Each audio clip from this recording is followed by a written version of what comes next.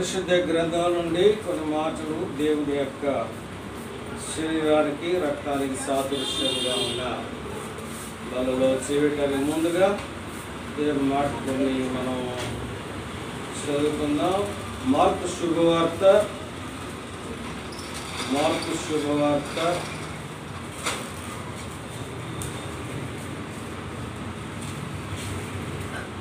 16వ అధ్యాయం. మార్కు శుభవార్త 16.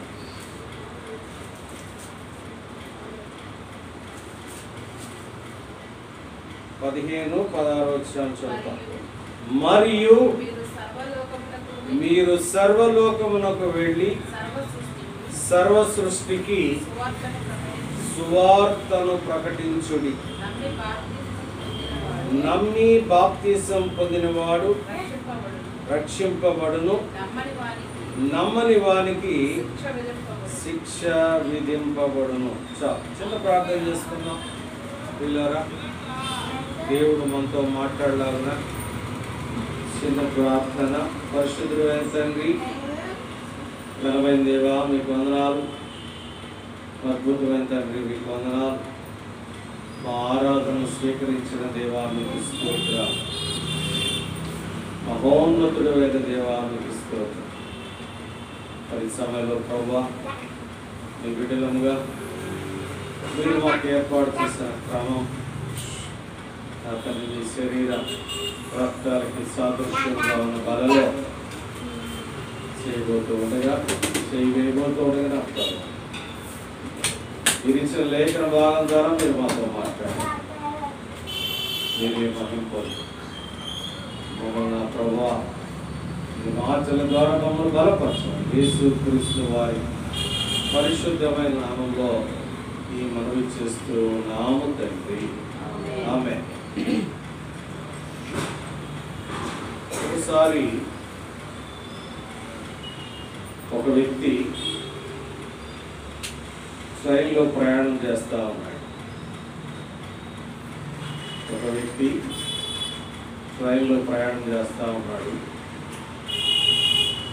రక్షణ పొందిన వ్యక్తి, రక్షింపబడిన వ్యక్తి, దేవుని రక్తము చేత కడగబడిన, తన పాపములను కడగబడిన వ్యక్తి, దేవుణ్ణి తన సొంత రక్షకుడిగా తన హృదయంలోకి స్వీకరించిన వ్యక్తి ట్రైన్లో ప్రయాణం చేస్తూ ఉంటే పరిశుద్ధాత్మ దేవుడు తనకొక ప్రేరణ ఇచ్చాడు. ఏంటా ప్రేరణ? సువార్త ప్రకటించు. ప్రేరణ సువార్త ప్రకటించు. నీ జీవితంలో ఏం జరిగిందో చెప్పు అని అంటే లేచాడు. అతని యొక్క సీట్ నెంబర్ ఉంటుంది కదా, లేచి ఆ మధ్యలో వేవ్ ఉంటుంది కదా, నడుస్తూ ఉన్నాడు. నడుస్తూ ఏం చేస్తున్నాడంటే యేసు క్రీస్తు ప్రభు సజీవుడు, ఆయన చనిపోయి తిరిగి లేచిన సజీవుడు, ఆయన నీలో ఉన్నాడు, నాలో ఉన్నాడు, మనలో ఉన్నాడు. ఆయన మీరు నమ్ముకోండి, మీ జీవితాలు బాగుపడతాయి, మీ జీవితాలు నెమ్మది వస్తుంది, మీ జీవితాల్లో సమాధానం వస్తుంది అని కంపార్ట్మెంట్ అంతా తిరుగుతా చెప్తా ఉన్నాడు. అటు వెళ్తా ఉన్నాడు. మళ్ళీ ఇటు వచ్చాడు. పట్టించుకోలే మొదటిసారి. మరలా వెళ్ళాడు, మరలా వచ్చాడు.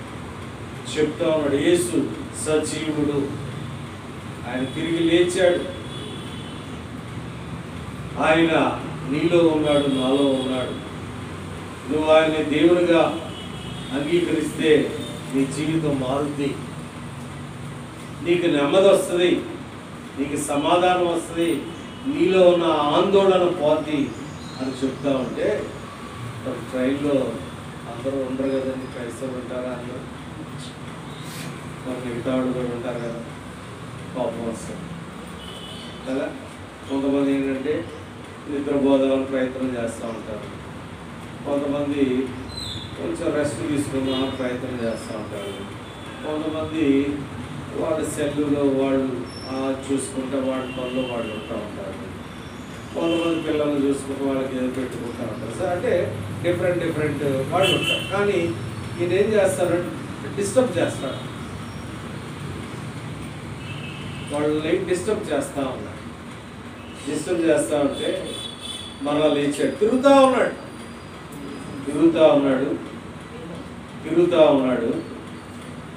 ఉంటే ఒక 5-10 నిమిషాలు అయిన తర్వాత ఒక ఆవిడ లేచి ఆమె ఏమంటుందంటే, నీకు బుద్ధి లేదా? నువ్వు ఎక్కడ చెప్తున్నావు? నువ్వు చెప్పాల్సిన చోటకి పోయి చెప్పు, ఇక్కడ కాదు నువ్వు చెప్పాల్సింది అని ఆమె కోపంగా, ఎంత కోపం అంటే అవకాశం ఉంటే ఆయన మీదకి వచ్చి కొడదామనే కోపం. సరే అయినా కానీ ఆయన పట్టించుకోకుండా వెళ్ళిపోయాడు. మరలా అక్కడ కూర్చుంటే పరిశుద్ధాత్మ దేవుడు ఏం చేస్తున్నాడంటే ప్రేరేపిస్తూ పోవాలి. మరలా లేచాడు, చెప్తా ఉన్నాడు, యేసు సజీవుడు, ఆయన మీరు రక్షకుడుగా అంగీకరించండి, ఆయన నిజమైన దేవుడు, మీకు నెమ్మది వస్తుంది, మీకు సమాధానం వస్తుంది అని అంటే మరలా పోయి అలా వస్తుంటే ఆమె లేచి నమ్మరు యథార్థంగా జరిగిన సంఘటన ఆమె చెప్పు తీసుకొని చెంపలు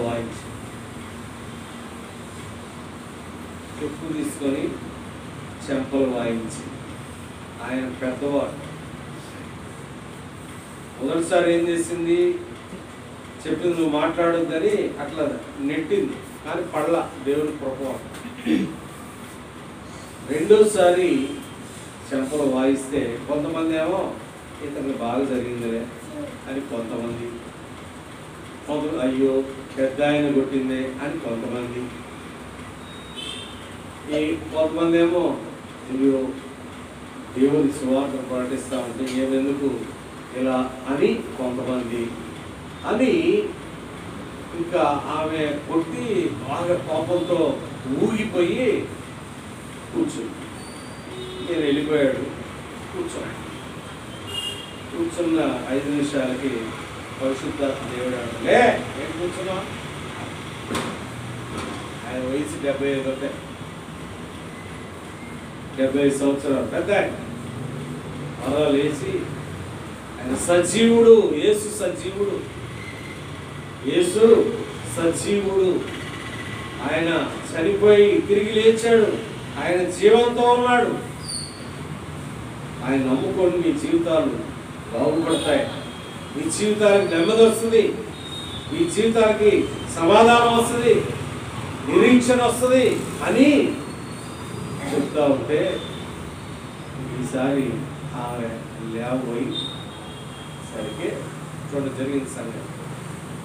పక్కన ఉన్న వాళ్ళ అబ్బాయి లేచాడు, లేచి మమ్మీ ఆయన ఏమనొద్దు, ఆయన్ని యేసే పంపాడు, యేసుక్రీస్తు రూపంలో ఆయన వచ్చాడు మమ్మీ అన్నాడు.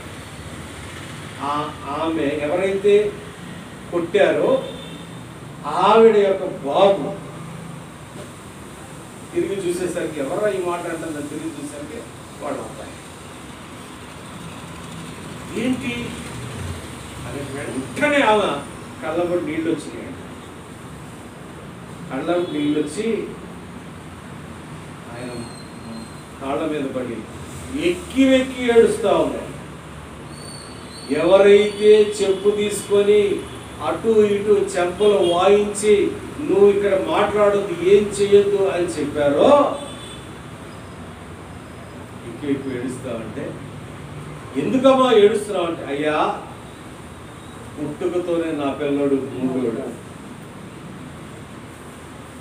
పుట్టుక నుంచి కూడా ఏమి వినపడదట. ఈ రోజున తను నోరు తెరిచి అతను ఏం చెప్పాడు, యేసు ఆయన రూపంలో యేసే వచ్చాడు అని చెప్పాడంటే ఆ పిల్లవాడికున్న ఆ మోగతనం, దెంబ చెప్పండి మోగొట్టి మాట్లాడకూడదు. ఓకే కదా, మాట్లాడుతున్నాడు. అంటే ఏం జరిగింది అక్కడ? కార్యం జరిగింది.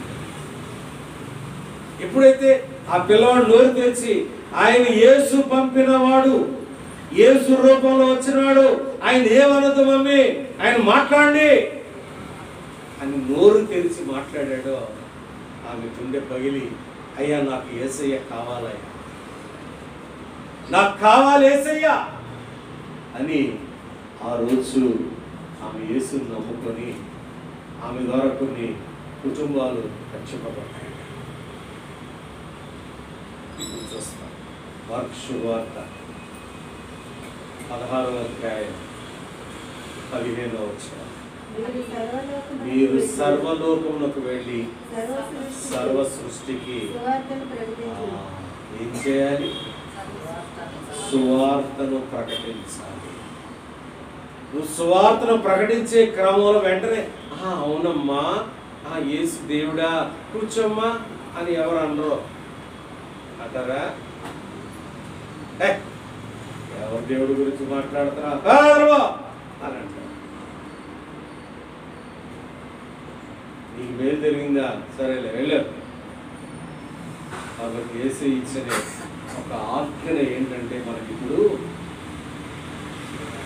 మారు మనసు పొందిన తర్వాత నీవు, నేను, మనము చేయవలసిన పని ఏంటంటే సువార్తను ప్రకటించాలి, యేసుని ప్రకటించాలి, యేసుని నీ జీవితం ద్వారా ప్రకటించాలి, నీ మాటల ద్వారా యేసుని ప్రకటించాలి, నీ ప్రవర్తన ద్వారా యేసుని ప్రకటించాలి, నీ క్రియల ద్వారా యేసుని ప్రకటించాలి.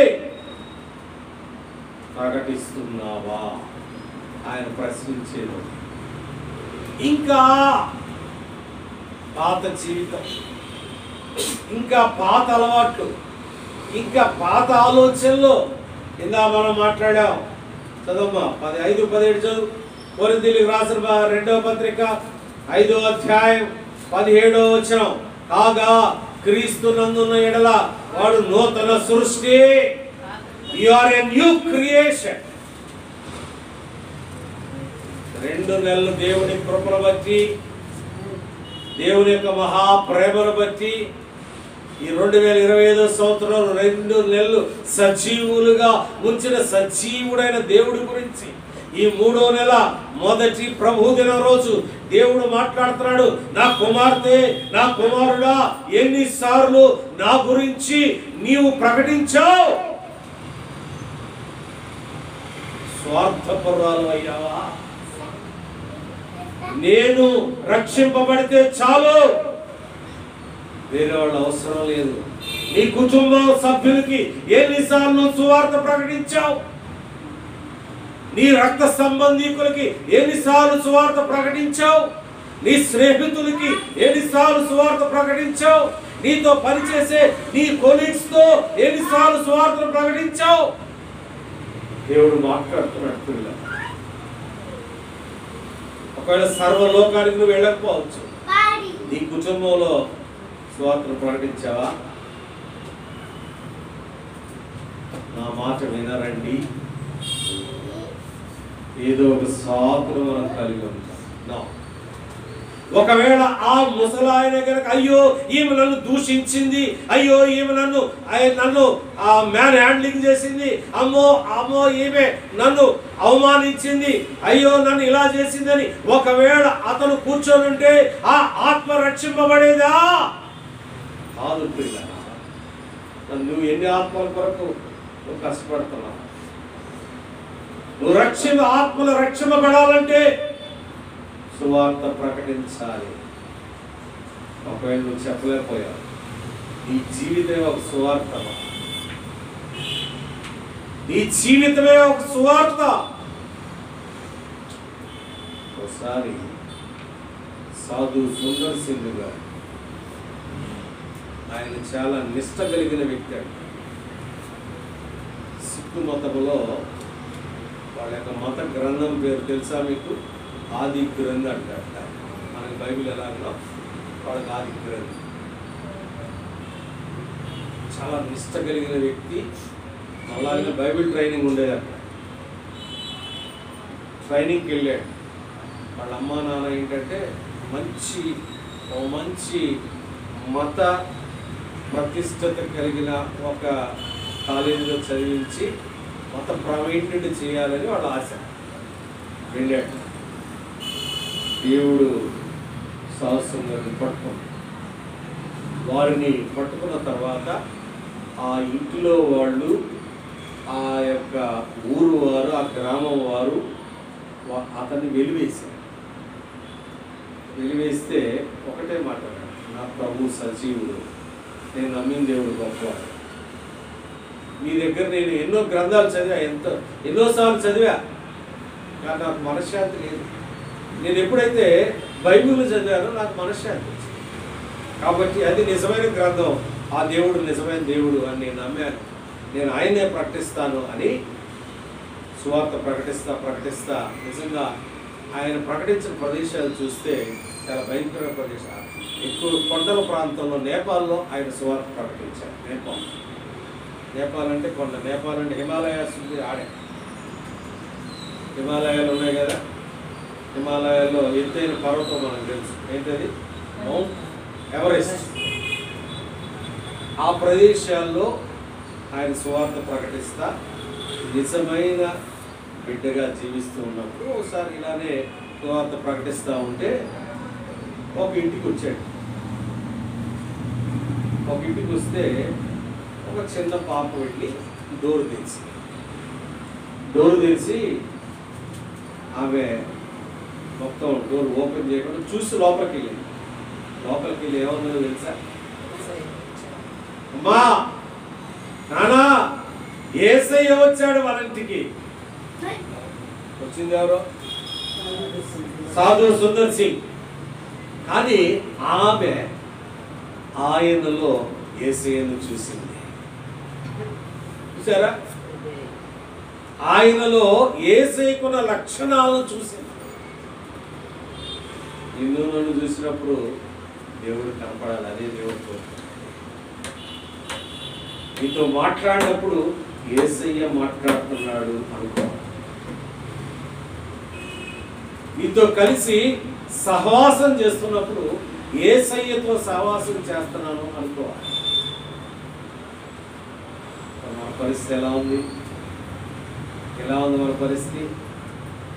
సాధు సుందర్ సింగ్ ఆ ఇంట్లో వెళ్ళంగానే యేసయ్య వచ్చాడు. కాబట్టి నా ప్రవర్తన ద్వారా యేసయ్యని ఈ లోకానికి పరిచయం చేయాలి. అదే చెప్తాను నీ గురించి. సర్వ సృష్టికి సువార్తను ప్రకటించండి.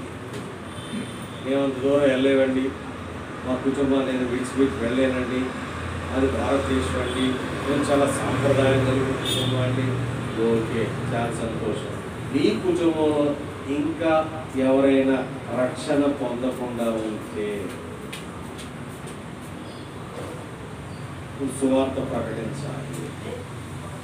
సువార్త ప్రకటించాలి అంటే మనకు ఉండవలసిన యోగ్యత ఏంటి? నీలో క్రీస్తు ఉండాలి, నాలో క్రీస్తు ఉండాలి, క్రీస్తు లక్షణాలు నాలో ఉండాలి. యేసయ్య ఎప్పుడైనా కోపడ్డా? కానీ వేరే వాడు కోపడ్డారు, కానీ ఆయన కోపం రాదు. మరి వేరే వాళ్ళు మన మీద కోపడ్డప్పుడు మనం ఎలా ఉండాలి? యేసయ్య బిడ్డలముగా మనం ఎలా ఉండాలి? కోపం లేకుండా సాత్వికత్వంతో ఉండాలి. అప్పుడే ఆ ఎదుటి వ్యక్తి యేసయ్యని నీలో చూస్తాడు. అప్పుడు నీ మాట వింటాడు. చాలా వర్షన్ ఇప్పుడు చూస్తే చర్చికి వెళ్తారండి, వీళ్ళలో ఏ మార్పు లేదు. ఎంత అవమానం కదా దేవునికి. చర్చికి వెళ్తారండి కానీ ఏ మార్పు లేదు. మరి నీవు సువార్త చేస్తే ఎవరు వింటారు? అది ఇక్కడ పాయింట్. నువ్వు సువార్త చేస్తే ఎవరు వింటారు? ఎందుకంటే నీ బ్రతుకు మారలా, నీ మాటలు మారలా, నీ ఆలోచనలు మారలా, నీ క్రియలు మారలేదు. ఎవరు వింటారు? మన మాట చెప్పండి. వాళ్ళు సువార్త ప్రకటించాలంటే ముందు మనం మారాలి. మారకుండా నువ్వు ఎన్ని చెప్పినా ఒకవేళ నువ్వు అనుకోవచ్చు, ఏంటి నేను భలే మారాను, భలే సువార్త చేశాను, కానీ కార్యం జరగాలి. ఇక్కడ ఏం జరిగింది? కార్యం సాధు సుందర్ సింగ్ను చూడంగానే యేసయ్య వచ్చినట్లుగా కార్యం జరిగింది. మరి ఆ వ్యక్తి వాళ్ళు దూషించినా, వాళ్ళు కొట్టినా, వాళ్ళు అవమానించినా దేవుడిచ్చిన పనిని కొనసాగించాడు. అందుకనే కార్యం చేశాడు దేవుడు. దేవుడు నీతో మాట్లాడుతున్న విషయాలు కమిట్మెంట్ ఉండాలి పిల్లరా, కమిట్మెంట్ ఉండాలి. దేవుని సువార్తలో కమిట్మెంట్ ఉండాలి. కమిట్మెంట్ లేకపోతే కార్యం జరగదు.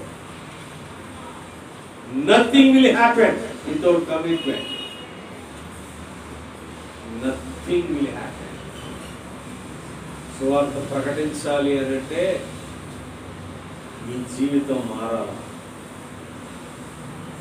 నీ మాటలు మారాలా, నీ ఆలోచనలు మారాలి, నీ క్రియలు మారాలి, నీ సహవాసాలు కూడా మారాలి. ఎవరితో చేస్తున్నావు నీ ఫ్రెండ్షిప్? చెప్పండి, ఎవరితో చేస్తున్నావు? ఎవరితో మాట్లాడుతున్నావు ఫోన్లో? వాళ్ళు ఎలాంటి వాళ్ళు? అది చాలా ప్రాముఖ్యం, చాలా ప్రాముఖ్యం. ఎవరు పడితే వాళ్ళతో కూడా మాట్లాడకూడదు. వాళ్ళు ఏమంటారో దాని ద్వారా నువ్వు ఏ పాప మాట వింటావో,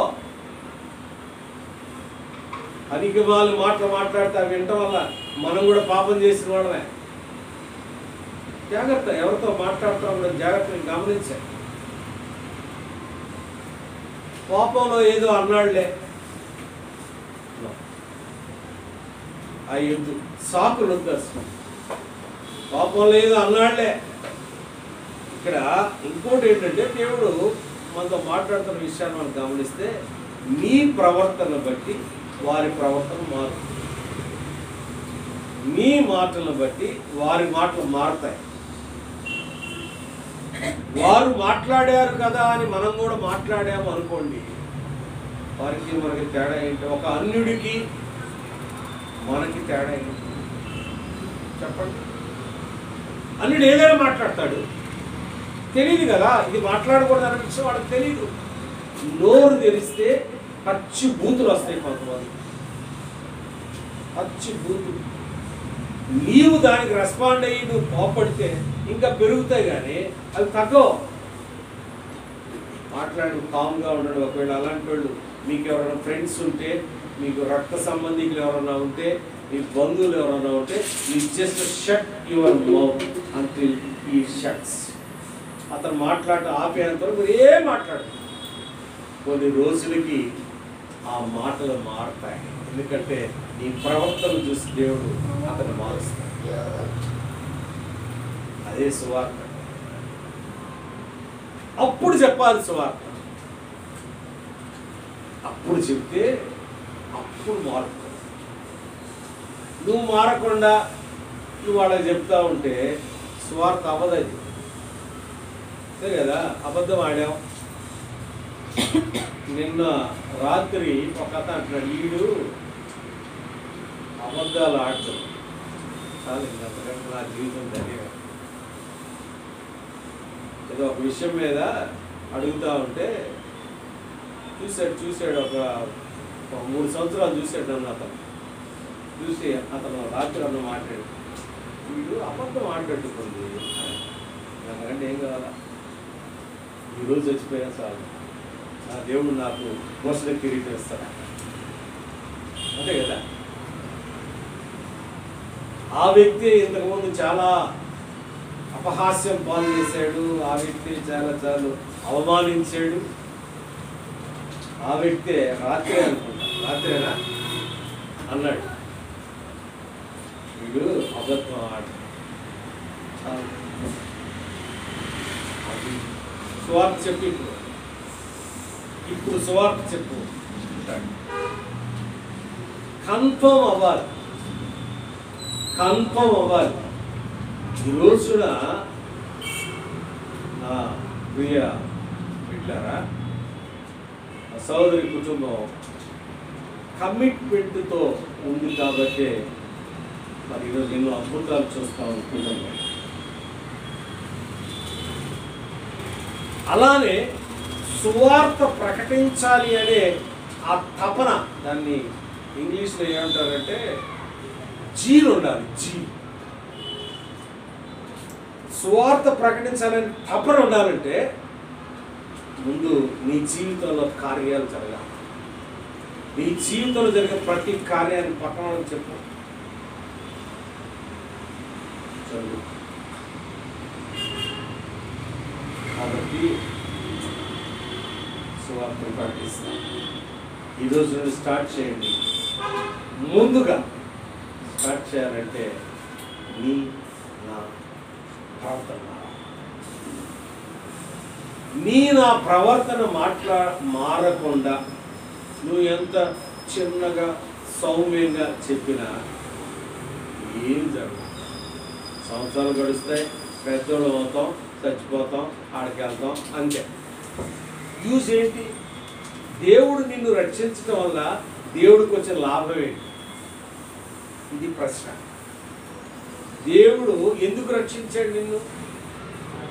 నీ వరకే పరలోకానికి వెళ్ళడానికి రక్షించాడు. చూడండి ఏంటి ఇక్కడ, విన్స్ సోల్స్ ఫర్ గాడ్. దేవుడి కొరకు ఆత్మను సంపాదించాలని సువార్త చెప్పాలి. నోరు తెరవాలి, నోరు తెలిసి ఏం చెప్పాలి? ఈ ప్రవర్తనే ఆత్మను సంపాదించవచ్చు. ఆయన చెప్పాడా? శాశ్వతర్ గారు సుదర్శన్ గారు అని చెప్పారా? ఏం చెప్పలా, కూర్చున్నాడు అంతే. అట్లానే సోదరుడు భక్సింగ్ గారు ఏం చెప్పడు? ఆయన ప్రవర్తనలో ఒక విషయాన్ని చూసి నేను ముగించేస్తాను. ఒకసారి విశ్వాసానికి మిడ్ అన్నమాట ఆయన జీవితంలో. ఒకసారి ఆయన వేరే ఊరు, దీని మీద ఏరోప్లేన్ మీద వేరే దేశం వెళ్ళి సువార్త ప్రకటించాలి.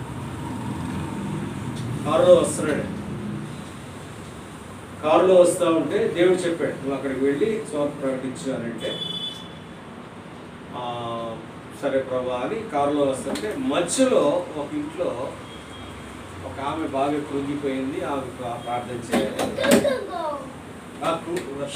ఆమెకున్న పరిస్థితులు బట్టి బాగా కృంగిపోయే వాళ్ళు మనం ఖచ్చితంగా అక్కడ వెళ్ళాలంటే పక్కన బ్రదర్ టైం లేదు, మరి ఎయిర్ప్లేన్ పోతేమో అని అంటే దేవుడు నాకు చెప్పాడు వెళ్ళాం అనేది.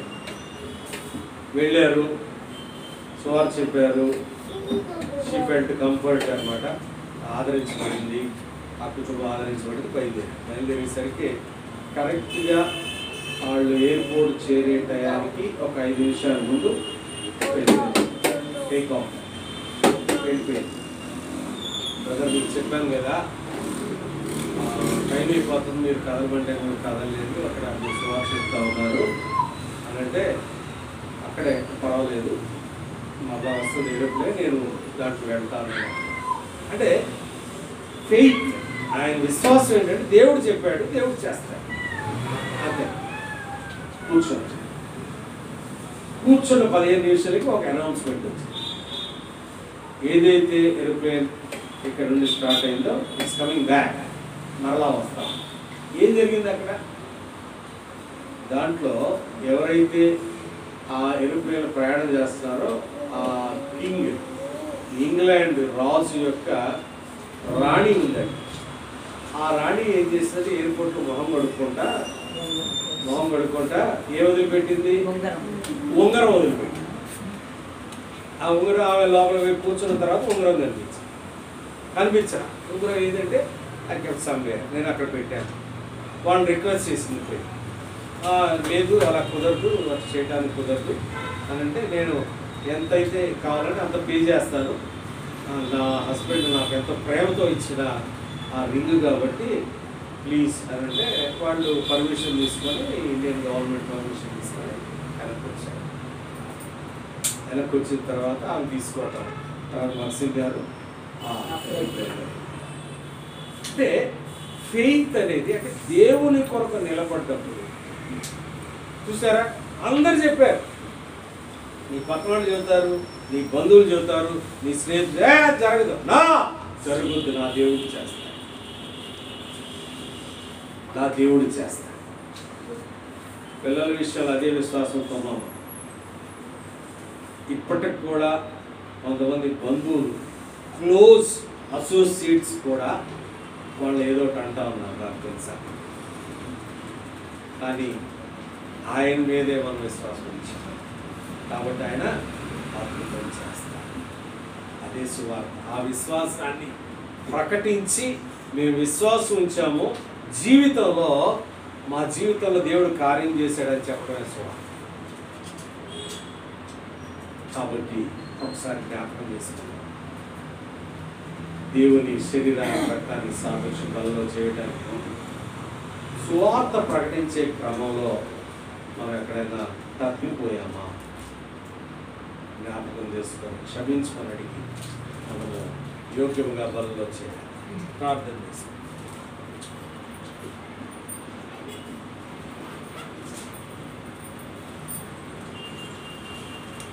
కృప కలిగిన తండ్రి మీకు వందనాలు, అద్భుతమైన దేవా మీకు వందనాలు, ఆశ్చర్యకరుడమైన దేవా మీకు వందనాలు, ఆలోచనకర్తమైన దేవా మీకు వందనాలు. అయ్యా మీరు మాతో మాట్లాడిన ప్రతి మాట ప్రతి మిమ్మల్ని స్థితిస్తున్నారయ్యా.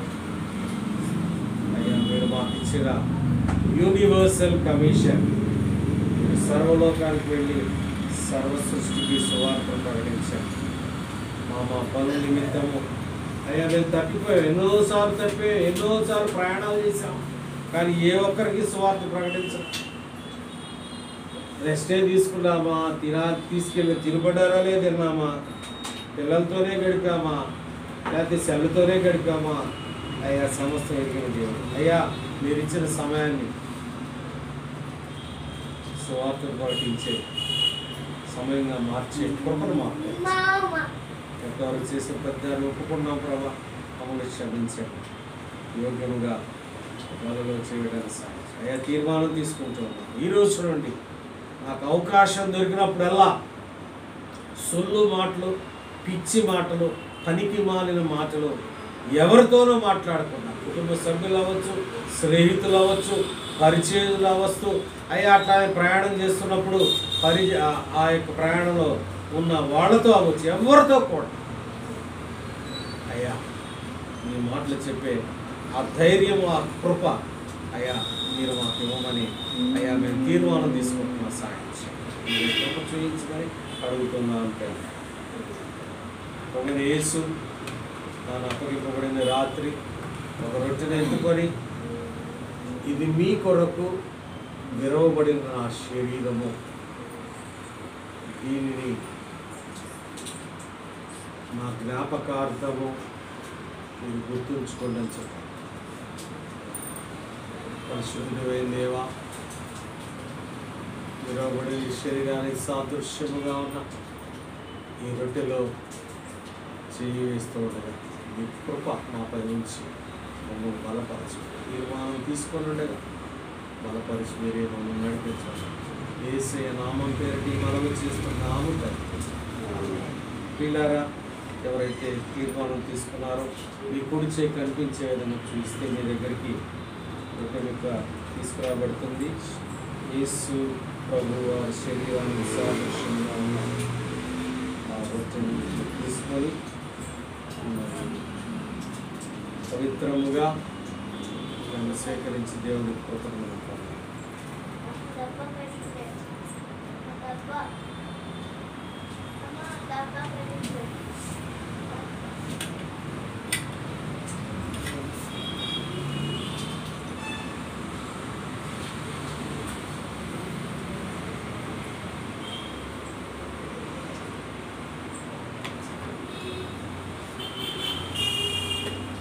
అలానే పాత్రలు ఎత్తుకొని, ఇది మీ కొరకు చిందించబడిన రక్తానికి సాదృశ్యంగా ఉంది, దీన్ని మీరు తీసుకుంటామని జ్ఞాపకం చేసుకోమని చెప్పండి.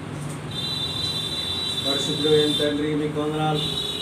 మీ శరీరానికి సాదృశ్యంగా రొట్టెలో చేయడానికి కృపనిచ్చారు, పాత్రలో చేయడానికి సాయించారు. ఏ స్నామం అడుగుతున్నాం తండ్రి. ఎవరైతే రొట్టెలో చేవేశారో అదేవిధంగా మీ కుడి చేయి కనిపించింది చూస్తే మీ దగ్గరికి పాత్ర తీసుకురాబడుతుంది. కొంత తీసుకొని పక్కన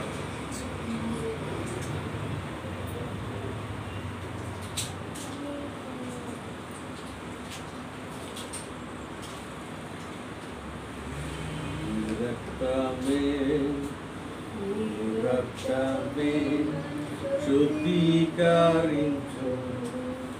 నీ రక్తమే నా పాపము, నీ రక్తధారలే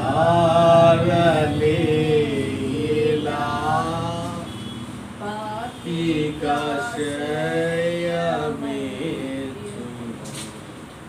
నీ రక్తధారలే ఇలా పాపికాశయమేచు.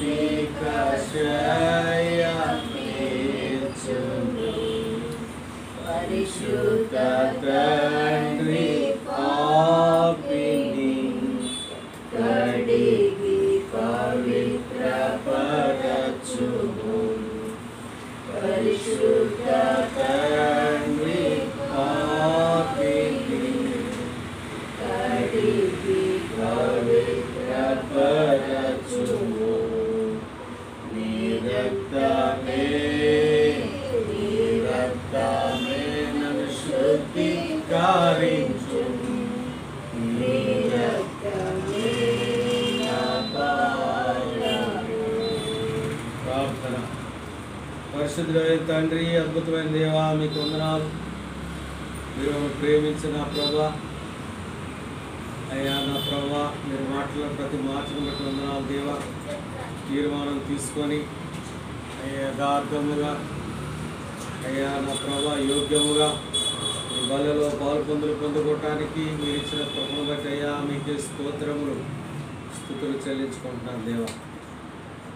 ప్రత్యేకంగా నా తండ్రి అయ్యా నా ప్రభా, మీరు సాయం చేయండి, మీరే కృప చూయించండి ప్రభా. నా తండ్రి మీకే స్తోత్రం.